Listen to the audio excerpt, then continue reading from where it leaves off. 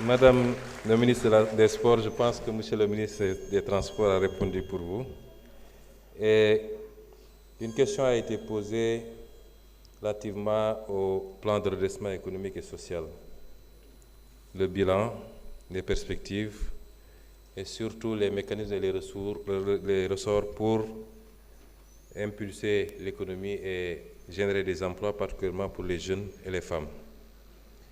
Je voudrais dire que nous avons effectivement conçu un plan de redressement. bi ñu ñëwee jaratul ñuy delluwaat di insister defe naa ñi ko doon weddi sax ñoom léegi kenn waxatul ndono bi leer na waaye yemuñu ci constater ndono bi rek bënn suñuy bët dañu ne il faut ñu wag suñuy manche daal di jublu ci liggéey bi ci woo nag à chaque fois tous les Sénégalais. La dynamique populaire citoyenne moo ñuy permettre ñu génn ci la ñu togg li ñuy wax plan de redressement mooy fan la ñuy jaar ba xoggaliku tuuti mënuñoo rattraper lépp waaye ñu wàññi les effets négatifs loolu nag du liggéey bu yomb plan boobu biñ ko defaree dañ ci ciblé woon essentiel u plan bi mooy ni ñuy def ba mobiliser des ressources endogènes parce que jàpp nañ ni am nañu encore potentialité capacité fii ci biir réew mi loolu taxoon ñu def plan bi ci atu ren wi ñu ngi ci bëggoon a am lu mat 700 milliards à peu près 760 milliards ñu échelonné ko par trimestre liggéey boobu nag ñu ngi ci donte décollage bi ñu bëgg amaguñ ko 100% ci ñu principal yi ñu ciblé woon muy la jëm ca jeu de hasard yi taxation des jeux de hasard prélèvement sur les gains des jeux de hasard ak taxation des services mobile monnaie les gains attendus de la rationalisation des dépenses fiscales réactivation des droits à l'importation des téléphones taxe sur l'exportation d'or taxe sur l'importation de véhicules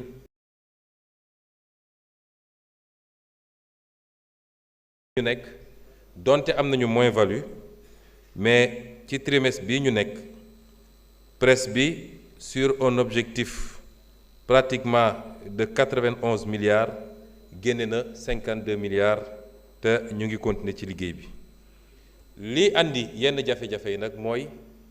presse bi day dem crescendo day monter en puissance am na ci yoo xam ne am na jumtuwaay yu ñu war a defar ba pare par exemple lépp lu jëm ci taxation mobile monnaie bi lépp lu jëm ci contrôle des jeux dafa am ay application yu ñu war a valider appel d'offres yi def nañ ko nit ñaa ngi liggéey ci cahier de charge yi pour yenn yi suñu installé yooyu dina gën a yombal perception taxe yi nga xam ne dafa jëm par exemple ci wàllu suuf si am na loo xam ne liggéeyu évaluation la moo tax li ñu war a jàpp ci presse bi mooy luy évoluer la au fur et à mesure ñuy dem mais ñu xam ni day évoluer d'abord ci nii ñu ko concevoir te marge bi yaatu na wax naa ko léegi buñ ko tënk rek sax d'ailleurs ci yi nga xam ne dugal nañ ko ci presse bi mais dama farolan di wax nii soo jëlee lu mel ni l'impôt foncier ci Sénégal peut-être su ma laajoon fii député yi ñaata ñoo defe naa échéance bi monsieur le ministre des finances kañ la woon mars moo ne woon échéance bi waaye xam naa ni bu ma laajoon député yi ñaataa def seen déclaration foncière ba moytul du bëri te noonu la amee feneen ak feneen y compris peut-être membre gouvernement bi kon matière bi mi ngi fi bu ñu góorgóorloo tuuti améliorer les performances des administrations am na loo xam ne mën na xettali état bi xettali askan wi ndax état bi li muy collecté wu ko pour poosam dañ koy delloosi ci askan wi te loolu dinaa ci dellusi léegi donc fexe ba lii nga xam ne mooy presse bi ci boppam nga xam ne lu ñu yokk la ci liñ daan def ci loi de finance bi moo tax revenu li ñu waxante woon sax mooy dañ koy séquestrer lépp lu presse bi jur duñ ko dépenser tout de suite dañ koy séquestrer ci benn compte parce que loolu partenaires yi ñuy waxtaanal ñoo ko demandé woon pour ñu mën a évaluer presse bi au bout de 12 mois ñu xool lan la presse bi jur waaye noonu ñu koy améliorer au fur et à mesure ci ni mu mel de manière intrinsèque te dàqantewul ak effort yi ñu war a def par contre pour continuer à élargir l'assiette noonee lañ mun a évoluer aussi ci conception am ma joxe ci exemple bu simple liggéey bi ñuy def ci jamono jii démb gis ngeen ñu def réunion boo xam ne liggéey bu ma santoon la ci li ñuy tuddee les actifs de l'État. On a beaucoup d'actifs qui sont des actifs quelquefois dormants xaalis bi ñu xëpp ci réew mi ci at yi weesu bëri na ñu dugal ko ci ay infrastructure yooyu ñetti problème lañ ci gis ba ci njëkk mooy problème de légalité mooy bëri na loo xam ne leb nañ ko te lebuñu ko ni ñu ko waroon lebee ndax jaarul fii Assemblée nationale la représentation parlementaire autorisé ko donc newul ci cadrage bi loolu problème légalité la posé mooy la fameuse dette cachée. ñaareel problème bi mooy problème mu licéité mooy lenn ci alal googu duggul fi mu waroon dugg damm na ci ay poosu jàmbur mu dugg problème mu andi problème licéité. ñetteel bi doon problème mu opportunité mooy di nga def infrastructure boo xam ne newuloon priorité ci réew mi ña ngi ko defal sax xamuñu njëriñ bi nga def ko ba pare ñu tëj ko fañ ko tëj kenn jëfandikoo ko parce que du yitte ci population yi. yooyu yëpp boo ko boolee nag dugal ci li jëm ci surfacturation yi li jëm ci malfaçon yi nga ne lii dinaa ko joxe ci anam gi la nga ko joxe nekk lu yées loolu mooy problème bi ñu am ci infrastructure yooyu. démb def nañ ci réunion bu am solo nañu wéyal liggéey bi mais li ma ci bëgg a wax mooy donte problème yooyu yëpp am na infrastructure yooyu mi ngi fii naka la ñuy def ba mu jëriñ Sénégal jëriñ askan wi. premier constat bi mooy bëri na loo xam ne ñoo ngi ko doon defloo état bi te du liggéeyu état wu Sénégal budget rek la am ñun amuñu politique monétaire suñu capacité endettement bëriwul ñun budget la ñu am ba pare bëgg lépp budget bi def ko loolu mënut nekk. am na loo xam ne war nañu fexe ba ñi ko war a mën a def ci secteur privé national d'abord et international ñëw wuutu fa état bi moo xam dañ koy def seul moo xam dañ koy def dans le cadre des partenariats public privé. bëri na loo xam ne ci ay infrastructure leb nañu ñun état bi def loo ko état bi te état waru ko woon def ba pare bu ñu ko recevoir état bi mënu ko gérer ñu ne kon loolu nañu xool nu ñuy dellu si waatee moo xam dans le travail de recyclage des actifs bi nga xam ne ministre bi ñu dénk économie def na ci lu am solo wala dans le travail de la revalorisation des actifs su ñu nee revalorisation nag mooy valoriser actif bi mais xool nu ñu koy utiliser comme levier pour mu mën a permettre ñu lever des fonds. loolu yëpp ñu ngi ciy liggéey kon loolu benn la ñaareel bi mooy santoon naa la dépense publique nous faisons beaucoup de dépenses publiques mais c'est pas une dépense publique de qualité pour lu bëri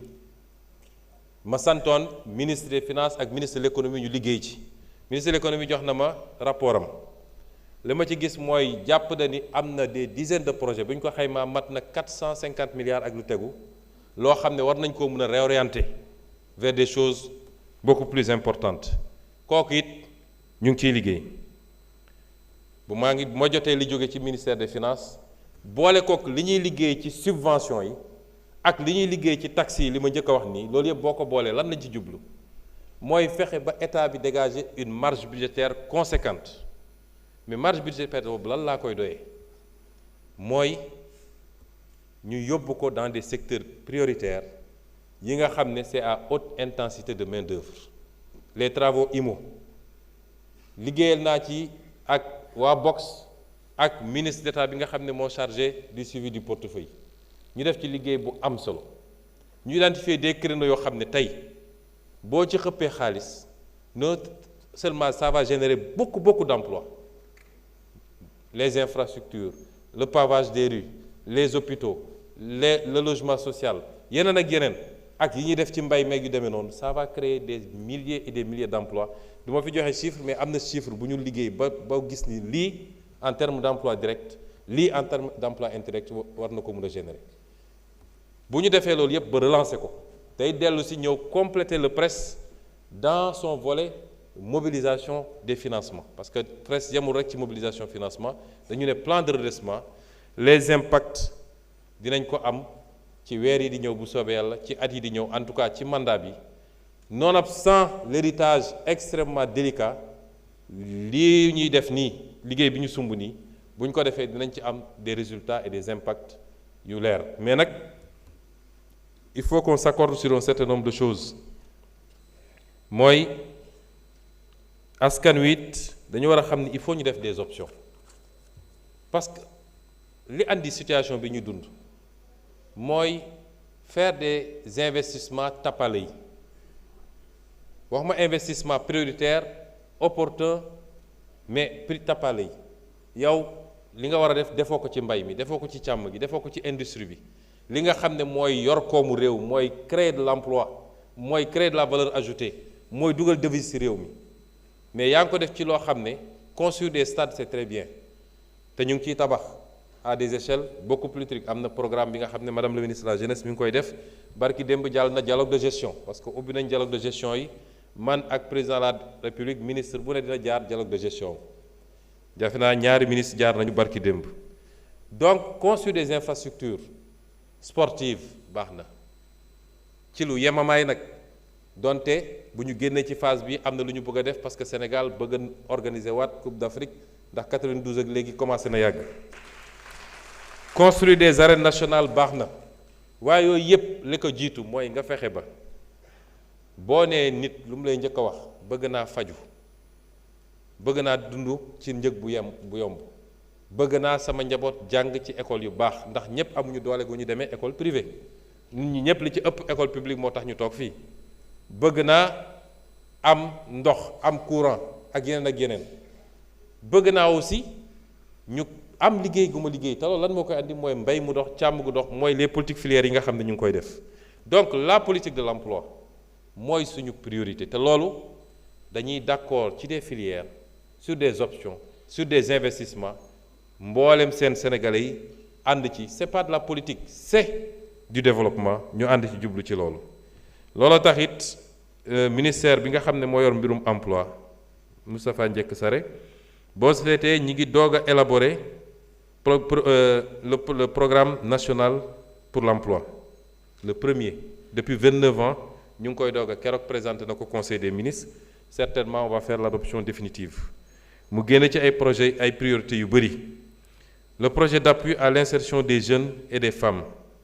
le projet d'appui à la territorialisation des politiques d'insertion des jeunes et des femmes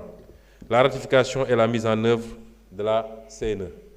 li ma bëgg a wax foofu monsieur le président pour daaneel te maa jël engagement bi fii en tant que premier ministre la politique de l'emploi est notre priorité principale première te ci weer yi di ñëw ak at yi di ñëw en tout cas ci mandat bi incha allah dinañu créer des milliers et des milliers d'emplois parce que on est dans un travail de réorientation des priorités du Sénégal par rapport au secteur productif et c'est ces secteurs productifs qui peuvent générer les emplois que nous voulons en privilégiant les intérêts nationaux tekkiwul nag nit dàq nañu investisseur c'est-à-dire dafa am logique yoo xam ne il faut ñu leeral ko réew bu gën a am doole ci àdduna ma ngay fexe nu muy def ba capter des investissements directs étrangers munoo nag bëgg naa étranger yi ñëw investir te étranger bu investir nga ne bàyyi nañu Sénégal yëpp jox étranger boobu waaye ñu ngi organiser noo xam ni dinañu fexe ba paaru sénégalais yi doon part bu substantielle encore qu'il faudrait qu'il y ait de l'organisation dans notre secteur privé aussi saa yu ma dajeek ñoom wax leen ko mu am organisation parce que seen doole demeewut noonu par rapport ak les multinationales yi ñëw fii mais d'ailleurs on présentera à l'Assemblée ci lu yàggul notre projet de loi sur le patriotisme économique liggéey nañ ci ba pratiquement ñu ngi à la dernière touche nañu fexe ba secteur privé national ñu dooleel ko parce que amul secteur privé boo xam ne dafa xëy rek juddu secteur privé boo gis état am da koo jàppale ba ñi nga xam ne am nañu doole seen état ngi leen di continuer jàppale da ngay dem ci réew yu développé yi quand un fleuron de leur économie a des problèmes l'État en fait une affaire d'État ba repreneur bi dañu xool saytu donte mbirum privé la war ngaa xëy mun a jaay ku la neex waaye lu ñuy saytu la ba xam ndax ki ko war a jël méngoo nag les intérêts stratégiques du pays wala déet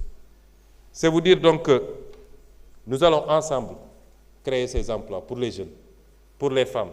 pour tous les Sénégalais je ne peux pas garantir à tout le monde un emploi mais des milliers d'emplois seront créés incha allah ñu ngi leen di gërëm di leen sant. Monsieur le Premier ministre, vous avez 6 minutes de plus. Vous avez 6 minutes de plus, hein? Ok. D'accord. On continue sur les